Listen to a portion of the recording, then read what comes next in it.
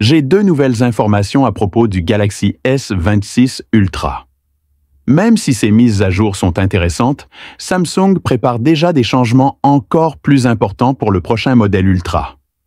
Commençons par les nouveautés spécifiques au S26 Ultra, puis abordons ce qui nous attend par la suite. Bonjour à tous et bienvenue sur la chaîne Android+. Tout d'abord, nous avons enfin aperçu le premier Galaxy S26 sur Geekbench. Plus précisément, le S26 Edge a affiché d'excellents résultats. 3400 points en monocœur et 11 500 en multicœur. C'est déjà impressionnant, mais voici le plus intéressant. Ce benchmark n'utilisait même pas toute la puissance de la puce. Elle tournait à 4,0 GHz, au lieu de sa fréquence maximale de 4,74 GHz, ce qui laisse une belle marge d'optimisation avant la sortie officielle. Et rappelons-le, il s'agit ici du S26 Edge, pas de l'Ultra. Le S26 Ultra est en général légèrement plus performant. Nous avons déjà vu le S25 Ultra surpasser le S25 Edge grâce à des optimisations thermiques et je m'attends à la même tendance cette fois-ci. Sur la base de ces données, jusqu'où le S26 Ultra pourrait-il aller? En tenant compte des limites thermiques et des courbes d'efficacité, on peut envisager une hausse d'environ 15% à la fréquence maximale de 4,74 GHz.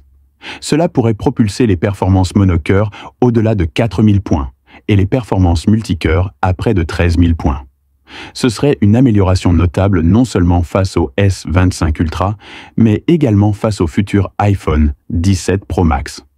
En monocœur, les performances devraient être comparables, mais en multicœur, le S26 Ultra devrait prendre une avance significative. Et les gains ne viendront pas seulement du processeur. Le S26 Ultra bénéficiera aussi d'une RAM plus rapide.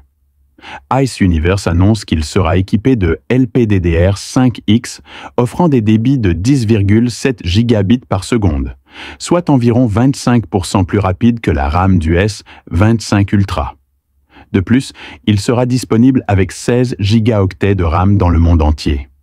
Certes, une version 16 gigaoctets existait déjà pour le S25 Ultra, mais elle était réservée à certaines régions comme la Corée et la Chine.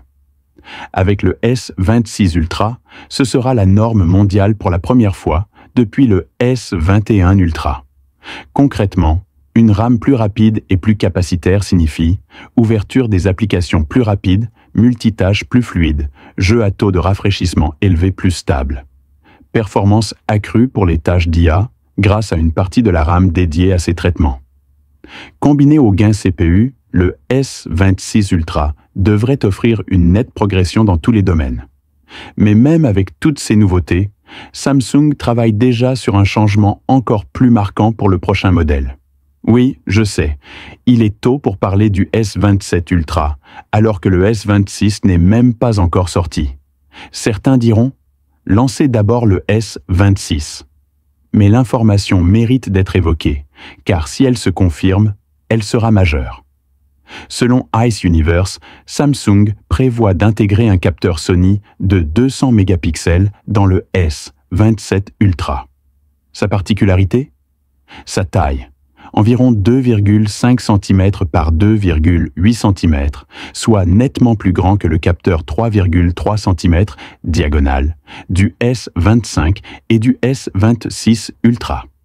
Cela représente une augmentation d'environ 22% de surface, ce qui est significatif.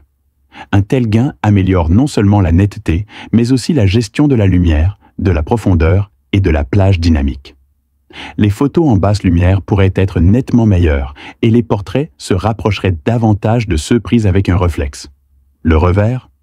D'après Ice Universe, Samsung pourrait supprimer le zoom optique 3 fois. Pourquoi? Parce que le capteur principal Sony, avec sa grande ouverture, pourrait selon eux remplacer cet objectif. C'est un choix discutable, car un téléobjectif 3 fois dédié offre des avantages. Meilleure compression optique, bokeh, plus naturel pour les portraits. Parfois, meilleure performance en basse lumière sur cette distance focale. Sans lui, tout reposerait sur un zoom numérique ou hybride, avec les risques de perte de qualité que cela implique. Rien n'est définitif. Samsung teste souvent plusieurs configurations jusqu'à quelques mois avant la production et peut encore tout changer. Nous verrons bien ce qu'il en est.